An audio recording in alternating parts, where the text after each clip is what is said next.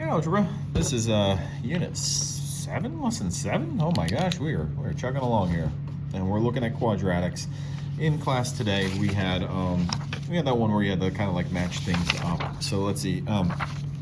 This is coming after unit 6, where we're learning some key vocabulary here of what is the vertex. That it's either a maximum or a minimum for a parabola. It is also where that line of symmetry happens, where you can fold it and you have things that are equidistant or have the same y values on either side.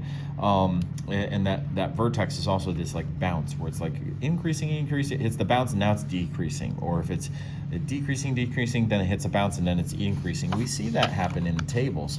Like when we look at these numbers, we've got a 21, we got 5, 12, 17, 20, 21. That's growing, increasing. Then it goes 20, 17, 12, 5. There was the bounce right there. It happened where I showed that sideways, but it hit that number that was a high number, and then it's bouncing down. All right, so we can see that in numbers. We also absolutely see it in the pictures here.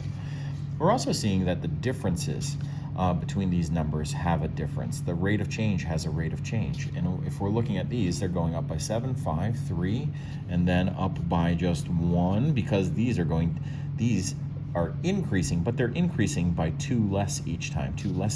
And so if we were to take away 2 from this adding 1, we'd be taking away 1, and then taking away 2 more, and then taking away 2 more, to be at taking away 5, and then taking away 2 more. All right, taking away 2 more, so that'd be at 7, and then taking away 9. All right, taking away 7, then 9. Each one of these is that the amount that it's increasing by is decreasing by 2. That's yep, and that would give us something that has a downward trajectory. Again, this is a different situation than this one, but it's a graph of something similar. Anyway, all right, so we had vocab of concave up and concave down. Down is like a frown and up is like a smile. And then we also had x-intercepts and y-intercepts. That's nothing new, it's just where it crosses the axis. And let's jump into the homework. So the homework for today, I asked you to do 2 through 3.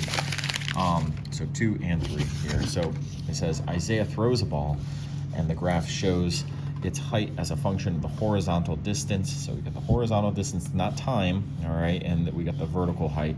Select all the true statements. So before I look at this, let's just look at this. It looks like the peak right here is going to be at 24, 9, okay? Looks like that. It looks like it also has a starting height at 5. Looks like it eventually has hits the ground after it's gone a distance of 60.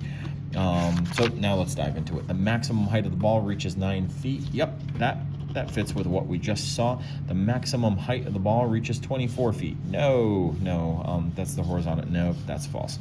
That one's false. The ball lands 24 feet from where it's thrown. No, it lands 60 feet. It lands 60 feet from where it's thrown, okay? The ball is thrown from a height of 5 feet. Yup, right there. That one is absolutely true. Okay, that makes it easier to do these once we kind of analyze this first. Now, Ava and Miriam launch their stomp rockets at the same time. 1, 2, 3, stomp!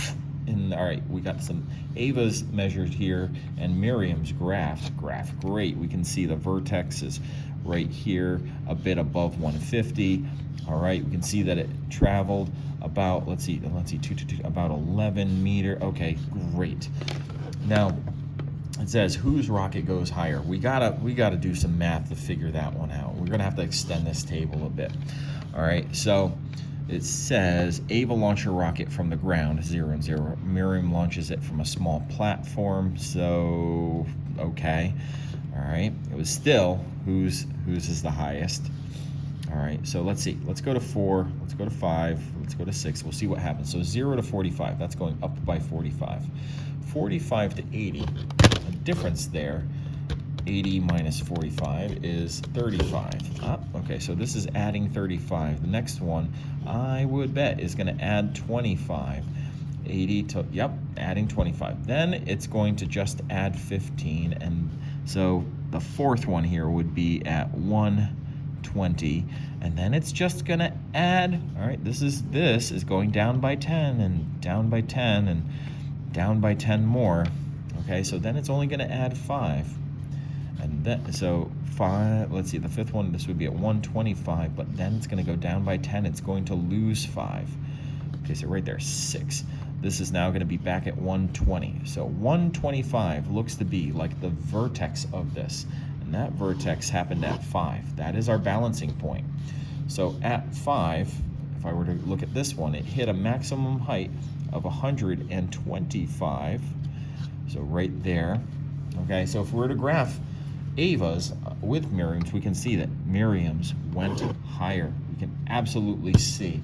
If we want to say which one went further, we would then look at these as our line of symmetry, two different lines of symmetry. And if we take those and copy them over here, we would see that also Ava's will not hit, but also cover less distance if we double that out. All right, now that was all I asked you to do. All right, take care, folks.